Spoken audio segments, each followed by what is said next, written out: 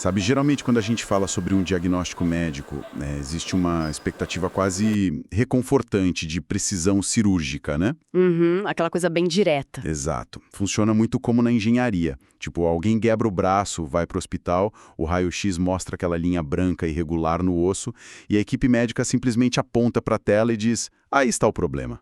É visual, né? É. Categórico. Pois é, quebrado ou não quebrado. Mas se a gente pegar essa nossa máquina de raio-x imaginária e tentar apontar para o nosso ecossistema intestinal, Aí a máquina quebra. totalmente, a clareza simplesmente desaparece. Porque, historicamente, a gente tem olhado para uma paisagem diagnóstica que sempre foi um imenso e obscuro buraco negro. E um buraco negro muito, muito complexo. Muito. Só que, e é por isso que estamos aqui, uma verdadeira revolução médica e tecnológica está acontecendo agora mesmo. Tipo, reescrevendo todas as regras do que a gente sabe sobre o corpo humano. E esse é exatamente o foco da nossa análise profunda de hoje. Com certeza. Nós reunimos uma pilha colossal de fontes para isso. Sim, desde projeções recentes da Organização Mundial da Saúde, até, cara, artigos super complexos de bioinformática e ensaios clínicos globais.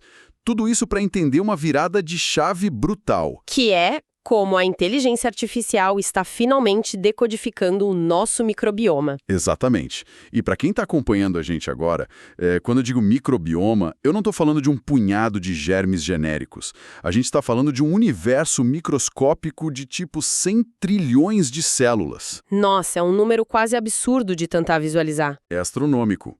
Um universo dominado por famílias de bactérias com nomes imponentes, né, como bacteroides e firmicutes. Pois é. O que a gente tem aí é literalmente um cosmos operando dentro do nosso prato digestivo. E a nossa missão ao mergulhar nessas fontes não é tipo só fazer um inventário ou contar bactérias como quem conta ovelha, sabe? Claro. O objetivo é entender como a inteligência artificial pegou esse campo de estudo que era notório por ser incrivelmente lento, super confuso e impreciso e transformou quase da noite para o dia numa ferramenta preditiva implacável. É um salto tecnológico bizarro. Total. A gente está falando de algoritmos que conseguem explicar a raiz de quase tudo, desde os meandros de como a nossa digestão processa um carboidrato simples, até os gatilhos silenciosos da depressão severa. É um mapeamento em tempo real de um ecossistema interligado, ditando os rumos da saúde global. Certo, vamos desvendar isso. Porque, assim, para realmente absorver a urgência de colocar supercomputadores para ler fluidos intestinais, a gente primeiro precisa olhar para a dimensão da crise de saúde que esses documentos revelam, né? Ah, os números da OMS. Cara, os dados projetados para 2025 são francamente assustadores. Eles mostram que a disbiose intestinal afeta simplesmente 80% das populações urbanas. 80%. É a grande maioria das pessoas. Sim. E só para deixar claro, a disbiose é o colapso, o desequilíbrio profundo dessa flora, né? Exato. E as consequências desse colapso estão muito bem documentadas nos relatórios. Elas são as grandes epidemias modernas. A gente não está falando só de uma dor de estômago qualquer. Nem um pouco. As fontes conectam essa disbiose a 1 bilhão de casos de obesidade no mundo. E apontam para 7 milhões de pessoas vivendo com a doença inflamatória intestinal, que é basicamente o sistema imunológico entrando em pânico, né? Exatamente, ele ataca o revestimento do próprio intestino e os dados chegam a traçar conexões bioquímicas robustas entre a degradação dessa flora e o desenvolvimento de placas de Alzheimer no cérebro. É um efeito dominó sistêmico. Caramba! E o que está empurrando a primeira peça desse dominó? Porque os relatórios são super incisivos sobre as causas. Eles dividem o problema em duas grandes frentes globais, pelo que eu vi. Tem uma divisão bem clara aí. Pois é. De um lado, no Ocidente e em potências como a China, tem o bombardeio das dietas ultraprocessadas, ricas naqueles emulsificantes artificiais que, nossa, literalmente lavam a proteção do intestino. É um desgaste constante. E do outro lado? Do outro lado, os textos detalham os severos problemas de saneamento em regiões da África e da Índia, que expõem o organismo a patógenos superagressivos. Sim. E a gente ainda tem que colocar nessa mesma conta o uso indiscriminado de antibióticos. Nossa, os antibióticos, que funcionam como uma bomba atômica na nossa flora, né? Exato. Além do estresse crônico e da poluição urbana. O resultado disso tudo é o extermínio de bactérias que são, fundamentais para a nossa sobrevivência. Como as do gênero Faecoribacterium, certo? É essas mesmas. E para tentar visualizar essa dinâmica sem precisar de um diploma em microbiologia, as fontes trazem uma analogia muito visual que eu achei fantástica. Elas dizem que o nosso intestino funciona exatamente como uma floresta tropical. O que é fascinante aqui é como a matemática da ecologia se aplica à biologia humana.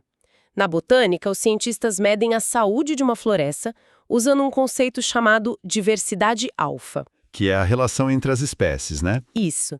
Basicamente, é uma equação que avalia não só quantas espécies diferentes de árvores existem, mas se a quantidade de cada uma delas está em equilíbrio. Ah, entendi. Então, assim, se você tem 1000 espécies, mas 90% da floresta é composta por apenas um tipo de árvore, o ecossistema é super frágil. No intestino, a diversidade alfa alta é a sua principal armadura. Tá, então as bactérias boas, essas árvores vitais, elas fazem o que exatamente ali dentro? As fontes mencionam que elas fermentam as fibras que a gente não consegue digerir e, em troca, produzem metabólitos essenciais. Com um destaque enorme para um ácido graxo chamado butirato. Sim, o butirato. Pelo que eu entendi da pesquisa, ele é quase mágico, né? Ele serve de alimento direto para os enterócitos, que são as células que formam aquela muralha do nosso intestino, e ainda modula as células TREGs do sistema imune. Exatamente. Essas células TREGs são tipo os diplomatas do nosso sistema imunológico. São elas que dizem aos glóbulos brancos, ei, acalmem-se, não precisamos inflamar o corpo inteiro por causa desse pedaço de amendoim. Ah, boa, os diplomatas. E o butinato é o combustível que mantém esses diplomatas trabalhando. Sem a floresta bacteriana rica em diversidade alfa para produzir butirato, a muralha intestinal enfraquece. O que causa aqueles vazamentos de toxinas, né? Pois é, vazamentos para a corrente sanguínea e as células imunes entram num estado de guerra constante. É essa inflamação crônica de baixo grau que leva à obesidade e ao Alzheimer que a gente mencionou antes. Caramba, o que me leva a uma dúvida gigantesca.